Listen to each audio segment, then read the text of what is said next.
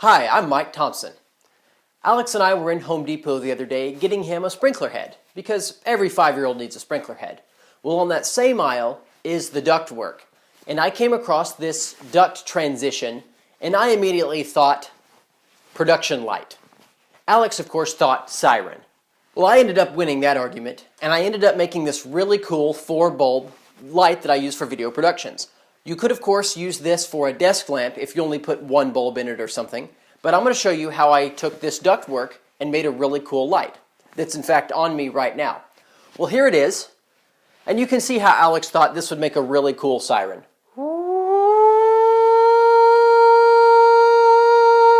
Anyway, I'm glad it's a light.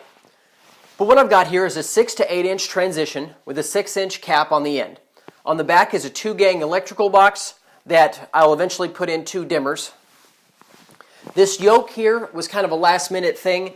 I wasn't sure how I wanted to mount it. I wanted to just bend a piece of steel into a U-shape and drill 3 holes, but instead I went ahead and 3D printed this piece and the adapter to fit onto this paint pole. And of course these files are available for download on my website. But let me show you in depth how I made this really cool light. I started off by taking apart some old lamps that were being thrown away. There are lots of pieces that make up a lamp head, and most of them just unscrew. I wasn't able to pull the wires enough to remove the socket, so I had to cut them off. But then the socket base came right out. I was also unable to remove the plastic surrounding the lamp base, so I had to cut it off. And the plan was to screw these lamp bases into holes that I would drill in the duct end cap. And here's the lamp base with the wires removed. Now there are quite a few different designs of light sockets that can be purchased, but I didn't want to spend any more money than I had to. And when I claimed these old lamps, I already had this project in mind. This little plastic bushing is an anti-short bushing that protects the wire sheath from the sharp metal edges. The plastic base was cut away with tin snips, and then I had to get that nut that holds it all together, so I used a hacksaw to cut at the bottom of the threaded tube. And then I was able to remove this washer and nut, which I later used to mount the base to the duct end cap.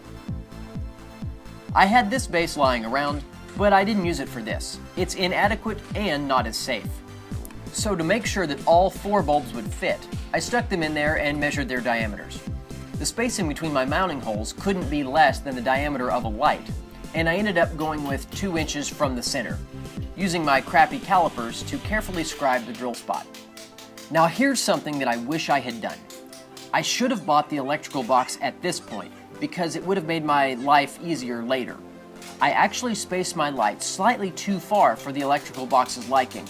I made it work, but I wish I'd bought the box before, because that would have determined the light spacing. Now I wish I could have drilled this hole on the inside, but I can't drill a convex shape, so I put some foam blocks under the end cap to support the flimsy metal while I drilled it. Alex quit hammering top cans with railroad spikes for a few minutes to come put the light sockets into place. Then I deburred the edges before reinserting the anti-short bushings. Then I reused the lamp cord that was in the lamp tubes and threaded it through the bases and connected to the socket's terminals, after tying that aggravating UL knot. I had to use a grounded plug and not the original lamp plug, because this thing is exposed metal. And now it's time to drill the holes in the box, and it'll go just like so. So I marked my hole positions and drilled them out. Ideally, my lights would have been positioned where the knockout tabs were, but oh well, I made it work. I also had to unscrew the socket nuts again to reuse them to hold the box to the duct end cap. Then I installed the power cord, the dimmer, and the switch. I didn't use a push-on-off dimmer because it's more expensive than the rotary dimmer and switch combination.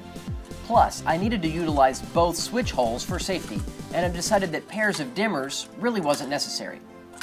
The switch and the dimmer didn't fit with this cover plate, so I had to cut the mounting tabs on the cover plate and switch above the mounting screws. I didn't need the mounting screws anyway, because this cover plate was secured to the box instead of the other way around, like you'd find on indoor boxes. I removed 2 of the duct screws and replaced them with 1/4-inch machine screws so that I could mount the light to the yoke. And here it is up close and mounted to my lighting stands with another 3D printed piece. I'm not going to paint it because I like the way it looks. The one thing I will do is either roll the front edge or put a protector on it like a wire sheath, because it's kind of sharp. I also plan to add barn doors and a gel holder, but not just yet. Well, you can see that's really not that difficult at all. It was one of the more fun things I've made lately, and I think it looks really professional, considering it's just some bulbs and a bunch of duct work. But I think it looks really cool. This is something you can definitely do yourself, just don't be afraid to try. Go ahead and subscribe if you haven't already. I'm Mike Thompson, and thanks for watching. I really appreciate it.